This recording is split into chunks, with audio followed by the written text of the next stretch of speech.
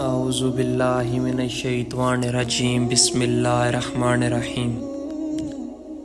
وہ شخص جس نے پیاسے کتے پر رحم کیا۔ ایک دفعہ ایک آدمی جنگل سے گزر رہا تھا۔ اسے بہت پیاس لگنے لگی تو وہ پانی پی کر پیاس بجھانے کے لیے ایک کنویں میں گیا۔ باہر نکلا تو دیکھا ایک بہت پیاسا کتا کانپ رہا ہے اور مٹی چاٹ رہا ہے۔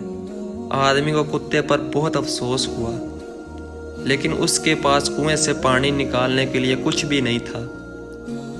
اس نے فیصلہ کیا کہ کتے کی مدد کرنے کا واحد طریقہ یہ ہے کہ وہ اپنے چمڑے کے موزے استعمال کرے اور پانی لانے کے لیے کنویں میں جائے۔ اس نے بالکل ایسا ہی کیا۔ اوپر آتے ہی اس نے پانی سے بھری ہوئی جرابیں منہ میں پکڑ لی، پھر اس نے پانی کتے کو پلایا۔ ایک بہادر آدمی کا یہ انجام کیا خوش کن ہے نہ، لیکن بس اتنا نہیں تھا کہ اللہ تعالیٰ اس شخص کے اس اعمال سے خوش ہوا اور اسے معاف کر دیا۔ آپ نے پیاسے کتے پر رحم کرنے والے آدمی کے بارے میں جو کہانی شیئر کی ہے وہ دل کو چھو لینے والی ہے، اور اس میں کئی اہم موضوعات پر روشنی ڈالی گئی ہے۔ ہمدردی اور مہربانی۔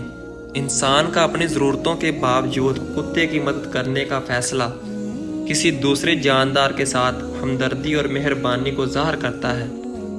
یہ عمل ہمدردی کی اہمیت اور دوسروں کے دکھوں کو سمجھنے کی یاد دہانی کے طور پر کام کرتا ہے، چاہے ان کی ذات کچھ بھی ہو۔ وسائل البے-لوثی۔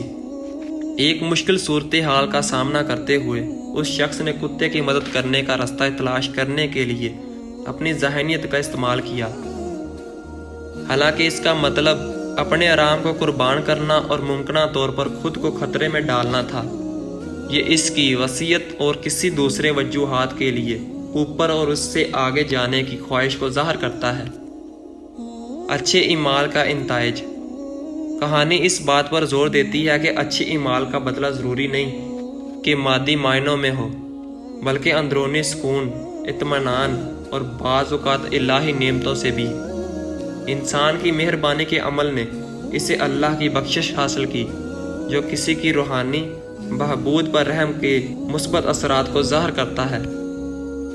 یہ یاد رکھنا ضروری ہے کہ یہ کہانی صرف ایک فرضی کہانی نہیں ہے، بلکہ بعض مذہبی روایات، بالخصوص اسلام میں بھی اس کی اہمیت ہے۔ حیثیت اقوال فاعل کا مجموعہ ہے جو کہ نبی محمد صلی اللہ علیہ وسلم سے منسوب ہے۔ ایک ایسے شخص کے بارے میں ایک ایسی ہی کہانی کا ذکر کرتی ہے جسے پیاسے کتے کو پانی پلا کر اس کے گناہوں کی معافی مل جاتی ہے۔ اس سے کہانی کے پیغام اور اس کے وسیع تر اثرات کو تقویت ملتی ہے۔ اگرچہ کہانی کے خوش کن اختتام پیش کرتی ہے، اس کی مختلف زاویوں سے تشریح بھی کی جا سکتی ہے۔ کچھ لوگ اسے ایک کام ٹو ایکشن کے طور پر دیکھ سکتے ہیں، لوگوں کو جانوروں اور ضرورت مندوں کے ساتھ ہمدردی کا اظہار کرنے کی ترغیب دیتے ہیں۔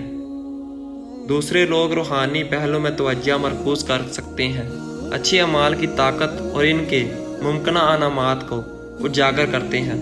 بالآخر تشریح اور ذاتی ٹیک ویز انفرادی عکاسی کے لیے کھلے ہیں۔ مجھے امید ہے کہ یہ جواب کہانی اور اس کی ممکنہ ترشیحات کی جمع تفہیم فراہم کرے گا۔ اللہ پاک آپ کو سمجھنے کی اور عمل کرنے کی توفیق دے۔ آمین ثم آمین۔ جزاک اللہ۔